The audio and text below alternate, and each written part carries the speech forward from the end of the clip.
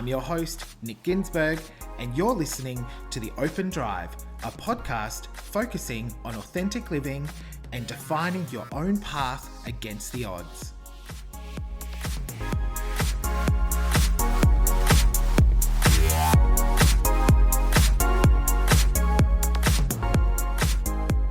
Hi there, welcome back. Episode 12, can you believe it? And 2 days before Christmas, how exciting.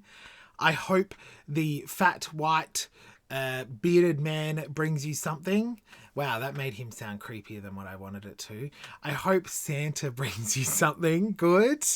And Merry Christmas, Happy Holidays, Happy Hanukkah, all of those things.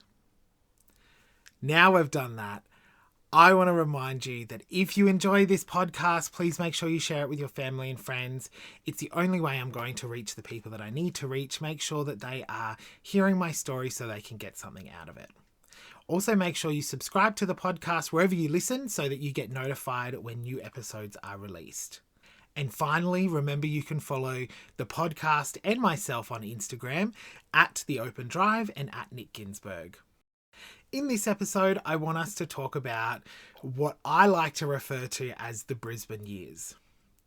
This may be a one-part or a two-parter. There's a lot of info that happened across this time, and I want to share that with you. So, as you know from my episode, I think I titled it Teenage Rollercoaster, just being a bit fancy. I moved to Brisbane when I was 19 with my best friend Colin, and it really had such a huge impact on me. It's where I learned how to be really independent. It's where I learnt who to trust as a friend and who not to, and what my boundaries were as a person. It also allowed me to have the time to focus on me. What did I want? What were the things that made me happy? I didn't have to look after anyone. I inevitably ended up I looked after some people. It's what I do. I still turned into that sort of maternal figure. But it enabled me to really discover myself. And so I want to talk you through some of that stuff. So, 19, moved to a share house in New Farm in Brisbane with my best friend Colin. He had already been living there. We shared the tiniest room ever. I've already told you this. Pretty full on. One thing that I remember from that place is there was a massive shared kitchen. I think it was an old, maybe nursing home or hospital or something like that, but there was a massive shared kitchen. It was quite big, and the bathroom wasn't huge, but it was decent size, and it was kind of like an old Queenslander where you'd walk upstairs to get to the top, and it was in a beautiful area of New Farm. If you don't know where that is, it's kind of on the water on the Brisbane River, and beautiful green trees and green grass. Just really a stunning location, to be perfectly honest. Really amazing. But tiny rooms. So how we didn't kill each other, I have no idea.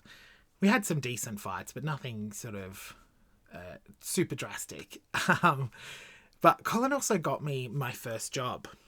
My first, I would say, real independent job. I'd worked as a telemarketer beforehand and done some shifts helping out a medical centre and stuff like that. But this was my first job where I was paying rent. I had to budget and pay for living expenses and be an adult. And that job was being a door person or a security. I forgot what my title was. It was like something stupid like security attendant at Supre. So if you don't know what Supre is, it is I'm going to say a cheap and cheerful fun store for girls of a certain age to buy clothes. No hate to them at all. It was a fun place to work. And so Colin got me the job, went for an interview, got it, amazing, and started earning an income and started meeting people outside of my trusted comfort zone. So started meeting people I worked with, some of Colin's friends. It was amazing. And not long after that, I ended up meeting Jess, who is one of the closest people to me. She is one of my best friends. Jess is one of those people that will do anything for you. Once you're her friend and she loves you and has you in kind of her circle, she will do anything for you. The first time I met Jess, Colin and I were going out. I think we were going out with her to go see a movie. And actually, maybe that wasn't the actual first time I met her, but it was around then. And Jess hates scary movies. And so Colin and I lied to her, which isn't a good trait, by the way. But we lied to her and said that the movie Ghost Ship was a comedy. I'm pretty sure that's what we said. And that was the start of our beautiful friendship. So her and Colin went to school together. I'm going to totally embarrass both of them now by saying that they were both on the cheerleading squad at Beaudesert. And that's how they met. And so they were already friends. Jess had worked at Supre as well. And then they warmly welcomed me into their little group of friends, which was amazing. And Jess is absolutely still one of the closest people to me in the whole entire world. If you follow me on Instagram, you know that I'm always giving her shout outs for her amazing business and all of that. She is just a phenomenal person. Also, her wedding in Sydney a few years ago is where Ricky and I got engaged. Don't worry, we didn't get engaged at her wedding. We got engaged the day after at the hotel. Ricky had planned it. We were staying in a beautiful place with her and her bridal party, which included Colin and I. So that was very lovely. So a very special connection. But so as the Brisbane years went on, there was lots of obviously going out. We were young, going out, having fun, dancing. I would go out to these gay clubs where everyone would be drunk or lots of other things. And I would just be dancing all night. There was a girl I met at work. Her name was Dee. And her and I used to go out to this nightclub in Brisbane. I think it's still going, hilariously. On Sunday nights, it turned into a gay club and it was called Fluffy. And we would go there and just dance all night completely sober. So many people would come up to me and assume that I was drunk or on something. And I never was. I just really enjoyed dancing and having a good time. And it was a lot of fun. It was a lot of fun. What happened is I think what happened at around this time, I started reaching the age of 21 and I decided that I would go back to mum's for Christmas. So I'd gone up. I think I'd maybe only been up there for like 10 or 11 months. So I would have been 20 then. So went down to mum's, for Christmas, and I got down there on Christmas Eve, and she was at home by herself, completely drunk, and hadn't prepared anything for Christmas, and we were having family over the next day. And this was one of the biggest turning points for me in terms of looking after myself. And I look back on it now as such a positive experience because it forced me to really take care of myself even when people are in need, which I didn't always do before that. So I got in the car. I didn't have my license, by the way. Although if anyone's listening from the law, I did have my license. Drove to the shops and had to buy stuff. So I took a card. I bought what I thought we could cook and came back and helped prepare and all of that. And then I left on Boxing Day to go back up to Brisbane. And I said to her, I'm not going to talk to you or have anything to do with you until you get your act together. And this next part is something that mum has really wanted to share. So my mum has dementia and I told her that I'm doing this podcast and asked for her approval of sorts. I was going to do it, but I wanted her support. I wanted her to be okay with it. And she said, absolutely. And this is actually the story that she wanted me to share with you. So I want to pass this on. So what happened after that? So I really meant it. So I stopped talking to her. And I didn't talk to her for a long time, 6 to 12 months. It was somewhere within that gap. And I talked to Mum every week at least. And so I stopped talking to her. She wrote me letters. I wouldn't write back. I meant what I said. I needed to look after myself. I couldn't keep putting myself in this situation where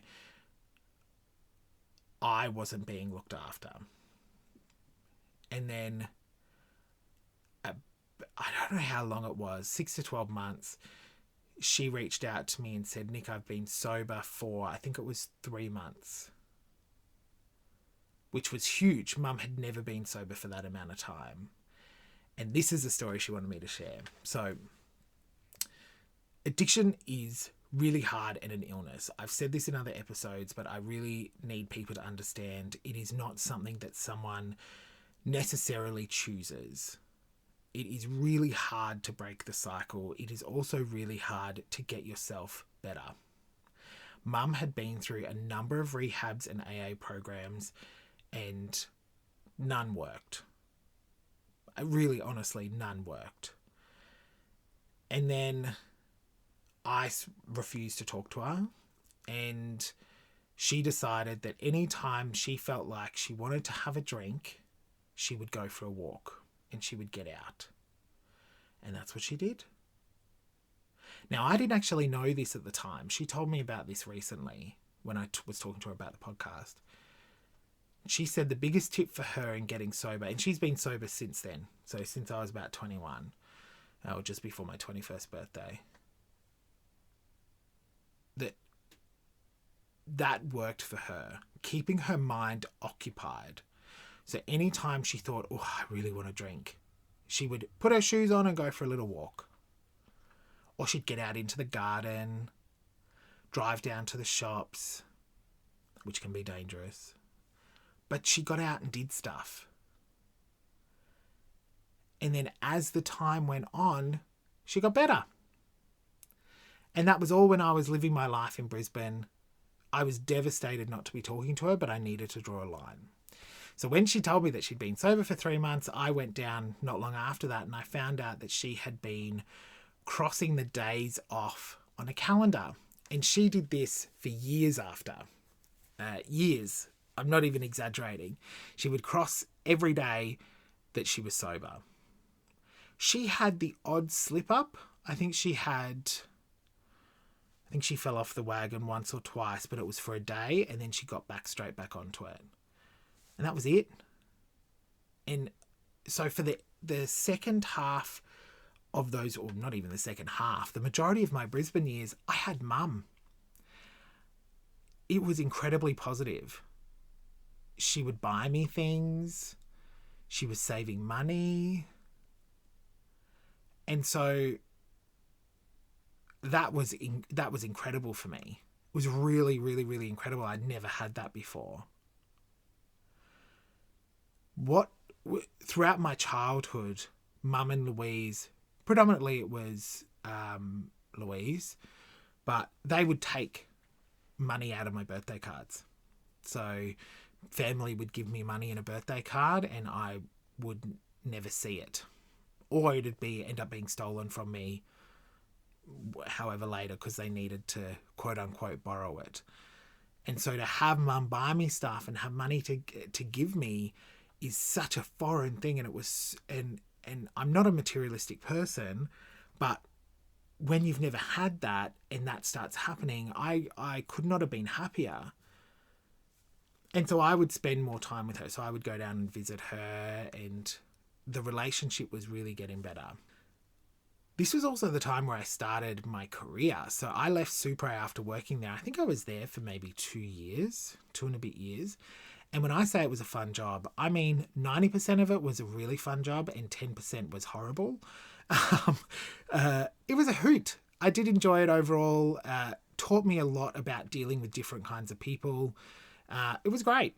And working in Queen Street Mall in Brisbane City was also really good. Super great life lessons. So, yeah, really cool. And then I got my first quote unquote corporate job working for Suncorp. I was just in their call centre. It wasn't anything super exciting. But that's when I started really honing in on what I wanted. So, what I was good at. I was good at customer service. I was good at creating relationships. I was good at productivity and efficiency. That's when that started happening for me. And that's really cool to look back on now, because that's what I do now.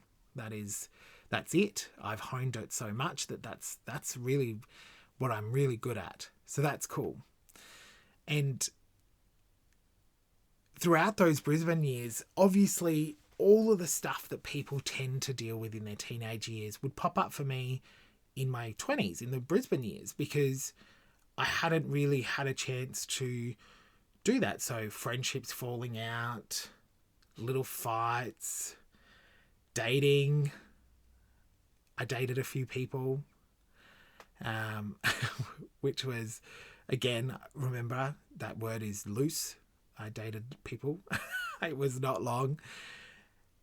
But really such a great time for me to establish friendships and to start trusting people and understand that I don't need to keep myself protected from the world. That the world isn't as big and scary or as big and bad as what it could possibly have been if I had imagined it when I was a kid. I didn't have to protect everyone. It was okay.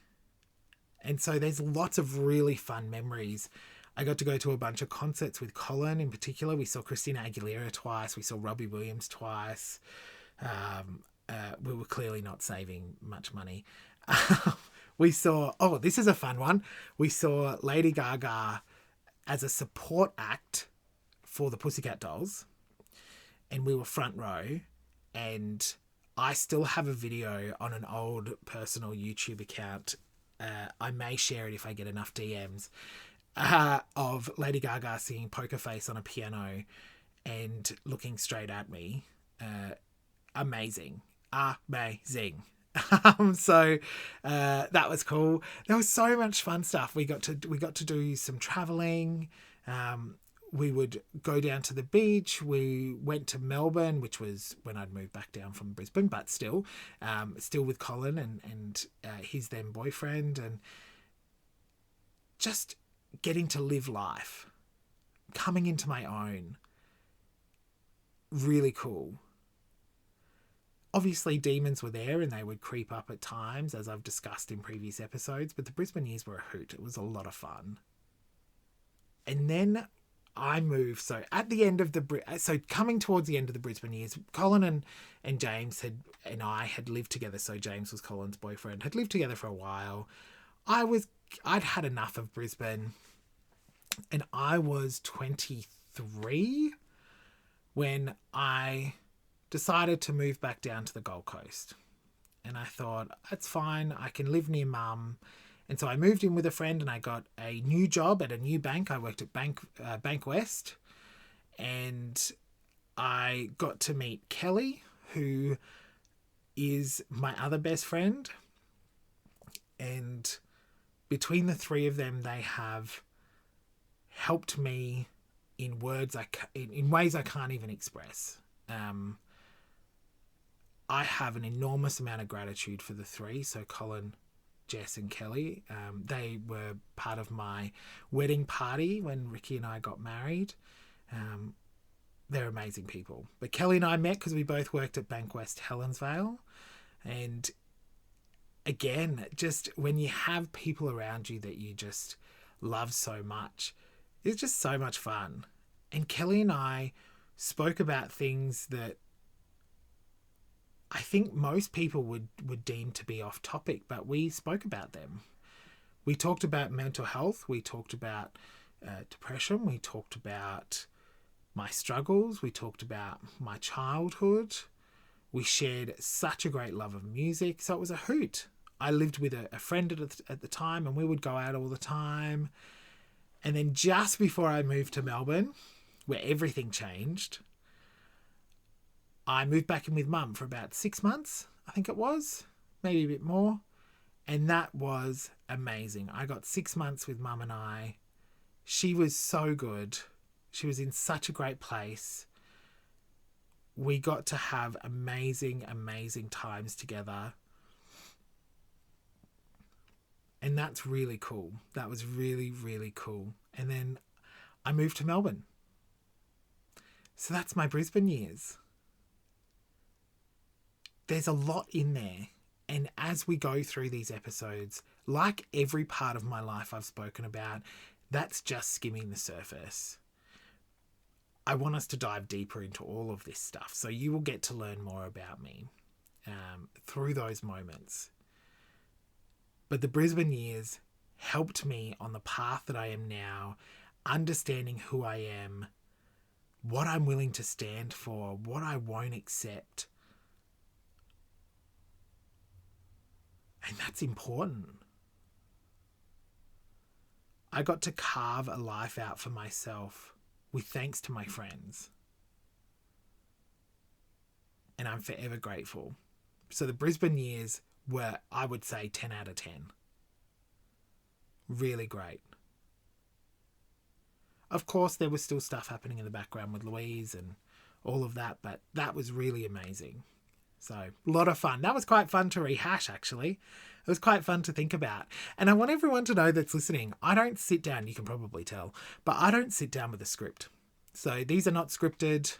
I have a subject that I think I want to talk about, and then I just talk. I talk in my walk-in. I'm currently sitting in my walk-in. My dog is laying down next to me. You've probably heard him sigh. If you don't know what my dog looks like, you should jump over to my personal Instagram account and check him out. He's very cute. He's a little sausage dog. But I don't prepare. So I just sit down and talk from the heart. And so that was really fun to relive. I really enjoyed that. That was a lot of fun. So on that note, I want to wish everyone a happy holidays. There's going to be an episode coming out in a couple of weeks. I'll do one in the new year. We'll have a break in between Christmas and New Year, let everyone spend time with their families. And I will talk to you in 2021. How cool is that? I mean, last year I said all I want is a flying car, and instead I got bushfires and coronavirus. So I would like to avoid that. So flying car or not, 2021 is going to be a great year. And I hope you have a happy new year, happy holidays. And remember, if you enjoyed this, please share, subscribe, do all of that. Have a blast. And I will speak to you in the new year, in the new episode. See you later.